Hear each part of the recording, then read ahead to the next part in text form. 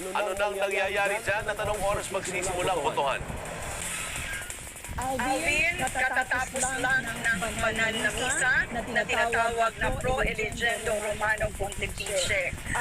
Ito ang pambuhat na programa sa pagsisimula ng conclave o pagpili ng bagong Santo Papa. Alas 7 ng gabi, dito sa Roma, inaasahan na mangyayari ang unang botohan. Pero bago yan, Alvin, tila wala namang pati dito sa Vatican ang paghahanda para masiguro na lahat ay naaayon sa programa. Walang patid ang pagdating ng pilgrims sa St. Peter's Square at St. Peter's Basilica sa pispiras ng conclave. Tutok na ang media mula sa iba-ibang panig ng mundo. Dasal naman ang hiling ng mga Pinoy pilgrims. Now they're going to pick up our next successor of our Pope. And I would like to everybody to pray for a message to our new Pope, just in case there's a selection sometime this week is for us to pray for our peace for the whole world and guidance for everyone. Sa ikalabing-dalawa at pinakahuling congregation ng College of Cardinals, tinalakay ang issues tulad ng evangelization, sexual abuse, finances, interreligious dialogues at katangian ng susunod na Papa. Ipipilit sa simbahang Katolika dahil walang Santo Papa at sede vacante. Pero ilang oras mula ngayon, mukhang liliwayway sa kasaysayan ng simbahan dahil magsisimula na ang botohan para sa bagong Santo Papa. Bago ang botohan, ipinasilip naman sa mundo na handang-handa na ang dalawang pinakamahalagang lugar para sa pagsisimula ng conclave, ang Sistine Chapel, kung saan mangyayari ang sagradong pagboto ng 133 kardinal. At ang karugtong na kwarto na kung tawagin ay Room of Tears. Doon pupunta ang nahirang na bagong Santo Papa kung saan nakahanda na ang vestment at kasuotan niya na may iba-ibang suka. Alas 10 ng umaga sa Roma, sinimula ng banal na misa sa St. Peter's Basilica. Alay ito para sa pagpili ng bagong Santo Papa.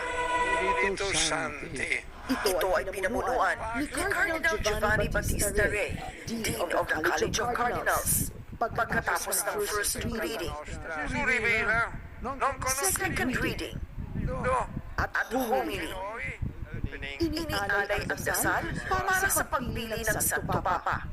Let us pray that the Holy Spirit, who in the last century has given us a series of popes who have been truly great and holy, that he might give us a new pope according to the heart of God, for the good of the church and of humanity.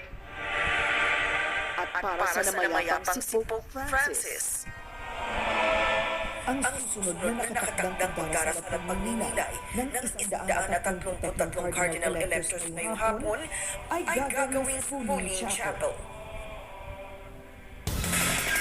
Alvin, mula sa Pauline Chapel, magpuprosesyon ang mga cardinal electors patungo sa Sistine Chapel at doon gaganapin ang tinatawag na Oath of Secrecy.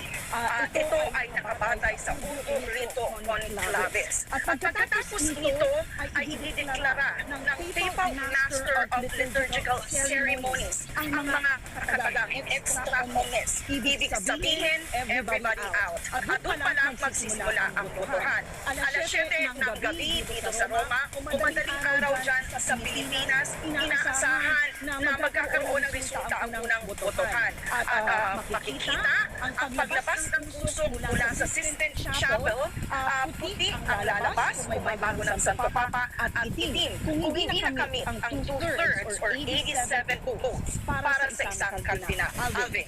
Rose, anong nabalitaan mo dyan? Mukhang tatagal ba ang proseso? O mukhang 2-3 araw, meron na tayong bagong Santo Papa?